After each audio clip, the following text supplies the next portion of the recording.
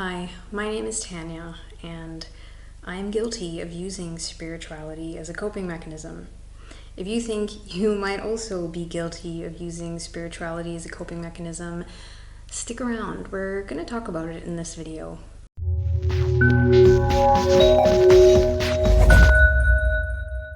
I think this is kind of a topic I've been wanting to get into for a while because it's definitely something that I relate to, and it's something that I see a lot, and I think it is going to become more and more prevalent as a result of so much of the collective trauma and the global events that cause so much stress in our lives. I think spirituality is becoming a more and more popular tool to deal with stress. So to begin with, what is a coping mechanism? It is essentially a strategy we adopt individually to deal with stress within our lives.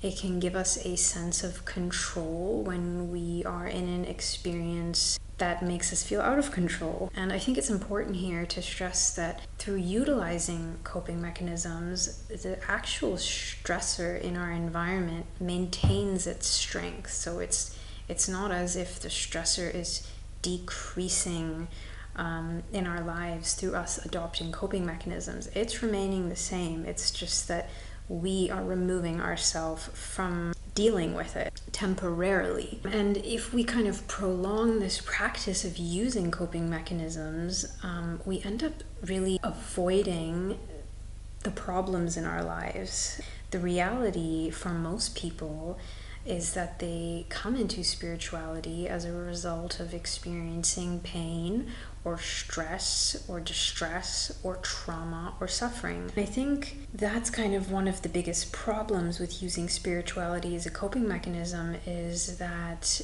there's so much toxic positivity in this space and there's so much deflection that we avoid feeling and experiencing negative emotions, when in actuality negative emotions are a completely normal occurrence in reality. Experiencing negative emotions, I think, is something that needs to be normalized, but unfortunately is not, particularly within spirituality. We see a lot of spiritual influencers in particular that are really marketing this idea that if you adopt spiritual practices, that all of your problems will go away and that you can live this super happy, very regulated life. As a result of utilizing spirituality as a coping mechanism, we can end up isolating or withdrawing from reality or from other humans. Withdrawing can be really good from time to time and in short periods,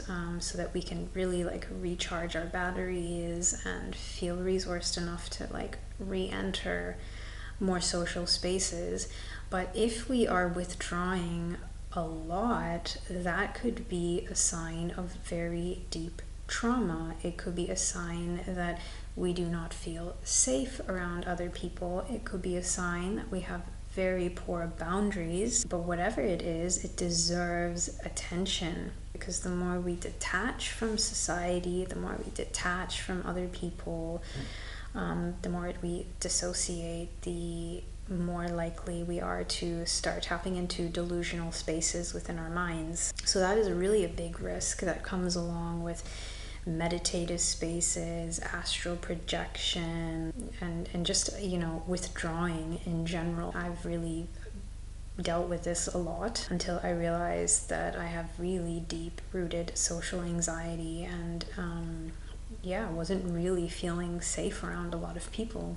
And the way to actually deal with that is therapy, to be in co-regulative spaces, whether it's working with a healer or a coach or a counselor, to actually understand what is making you feel that you need to adopt this coping mechanism to deal with the stress of potentially being around other people.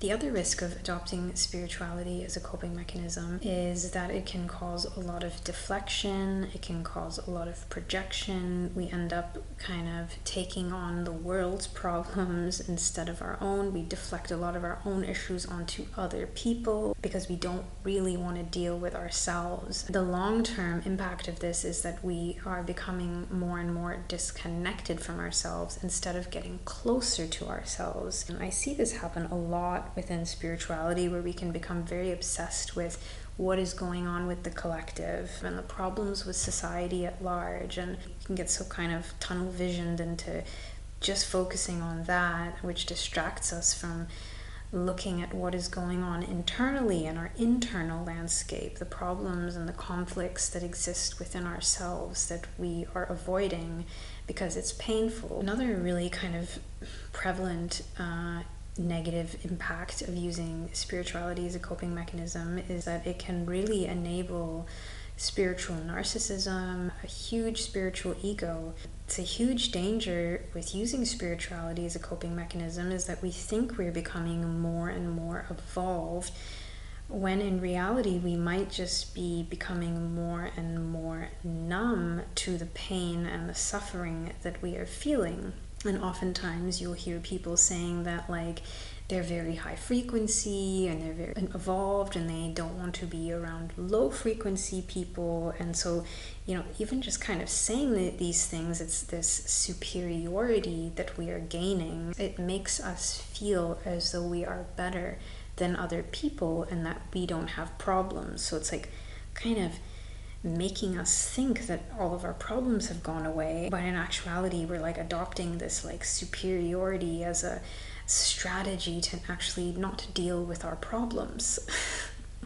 So you see, the running theme here is that we're not necessarily dealing with our problems and the stress within our lives head on. We're distracting ourselves from it. And this isn't always the case. If you are using spirituality in a way where it's helping you to feel resourced enough to then tackle the conflict or the stress in your life, that's a really great thing. If you're using the coping mechanism in a way that it's like solution based, and if you're taking action as a result of having more time and energy and space, then wonderful. It's acting as a healthy coping mechanism. It is very important to ask yourself and to be very critical of the spiritual practices that you're adopting, because is it helping you to process your pain, to process your suffering, to process the negative emotions that are very normal within this human experience?